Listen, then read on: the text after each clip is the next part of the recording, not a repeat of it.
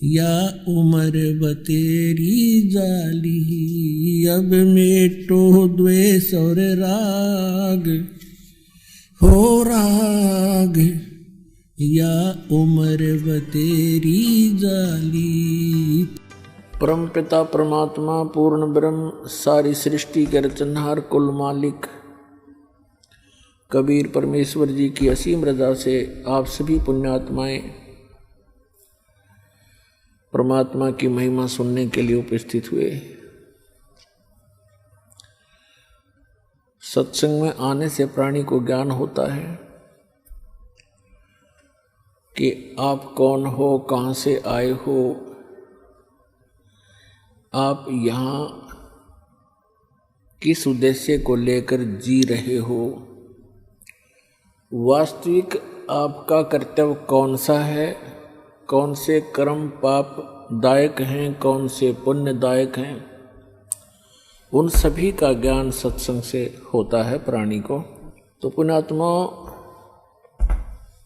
परमेश्वर पूर्ण ब्रह्म सत्य पुरुष परम अक्षर पुरुष परम अक्षर ब्रह्म कहो, अल्लाहु अकबर कहो, ग्रेट गॉड कहो, इसे कंप्लीट गॉड कहो, ये पूरे ब्रह्मांडों का, संपूर्ण जगत का, सभी आत्माओं का ये जनक है, सबका क्रिएटर है। वो कैसा है, कहाँ है, किसने देखा है और परमात्मा की आवश्यकता क्यों है, परमात्मा की आवश्यकता क्यों पड़ी हमें, हम किस लिए परमात्मा की साधना करते हैं, क्या उद्देश्य लेकर करते हैं और क्या उद्देश्य लेकर भगवान की भक्ति करनी चाहिए और क्या उद्देश्य लेकर नहीं करनी चाहिए, ये सर्व जानकारी सत्संग से होती है। पुण्यात्माओं, सर्वप्रथम तो आपको ये ज्ञान होना चाहिए कि आप जी एक बहुत भयंकर लोक में रह रहे हैं, बहुत ही भयंकर लोक है ये।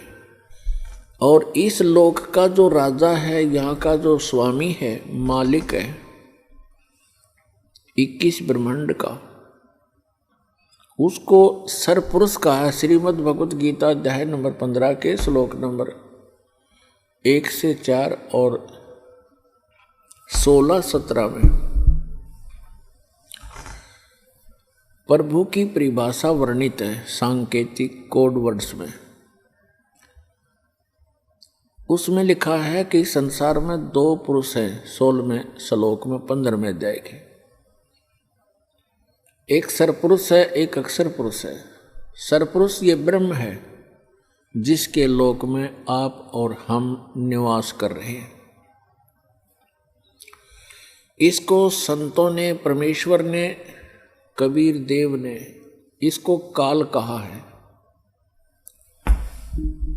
और यही गीता का ज्ञान दाता है। और इसने श्रीमद् भगवत गीता अध्याय नंबर 11 के श्लोक नंबर 32 में स्वयं ही स्वीकारा है कि मैं काल हूँ अर्जुन, और सर्व लोकों का नाश करने के लिए अब प्रवृत्त हुआ हूँ, अभी प्रकट हुआ हूँ। श्री कृष्ण जी काल नहीं थे, इन्होंने पहले कभी अपने आप को काल नहीं कहा, और गीता ज्ञान देने के उपरांत उन्होंने कभी अपने आप को काल नहीं कहा। ये सरपुरुष, ये काल भगवान, जिसे सनातन धर्म के ऋषि जिसको ब्रह्म कहते हैं, ये सरपुरुष है। इसको काल भी कहते हैं, ये स्वयं भी काल कहता है अपने आप को, मैं काल हूँ और सबका नाश करने के लिए प्रवृत्त हुआ हूँ। श्री कृष्ण जी में प्रवेश करके ये श्रीमद् भगवत गीता का ज्ञान इसने बोला, जिसमें अधिकतर ज्ञान वेदों वाला ही है। हम सरपुरुष के लोक में रह रहे हैं, तो श्रीमद् भगवत गीता अध्याय नंबर 15 के श्लोक 16 और 17 में 3 पुरुष बताए हैं। एक सरपुरुष है जो 21 ब्रह्मांड का मालिक है, स्वामी है, प्रभु है, राम है, गॉड है, अल्लाह है। और दूसरा अक्षर पुरुष है जिसके 7 शंख ब्रह्मांड हैं, नील, पद्म, शंख, 7 शंख, 7 शंख ब्रह्मांड का वो स्वामी है। उसको अक्षर पुरुष कहा है श्रीमद् भगवत गीता अध्याय नंबर 15 के श्लोक नंबर 16 में। 16 में सरपुरुष और अक्षर पुरुष ये 2 पुरुष बताए और दोनों ही नाशवान, और इनके अंतर्गत जितने प्राणी हैं उनका भी शरीर नाशवान है। जीवात्मा किसी की नहीं मरती, वो तो गद्दे की भी नहीं मरती, कुत्ते की भी नहीं मरती। फिर श्रीमद् भगवत गीता अध्याय नंबर 16 के श्लोक नंबर 17 में तुरंत कहा है कि उत्तम पुरुष है तू अन्य परमात्मा इति उदाहरते। यह लोग तरम आविश्य विभर्ति अवय ईश्वर है। उत्तम पुरुष यानी पुरुषोत्तम श्रेष्ठ परमात्मा तो कोई और है इन दोनों से, सरपुरुष और अक्षर पुरुष से। वही तीनों लोकों में प्रवेश करके सबका धारण पोषण करता है, और वो वास्तव में अविनाशी परमात्मा है।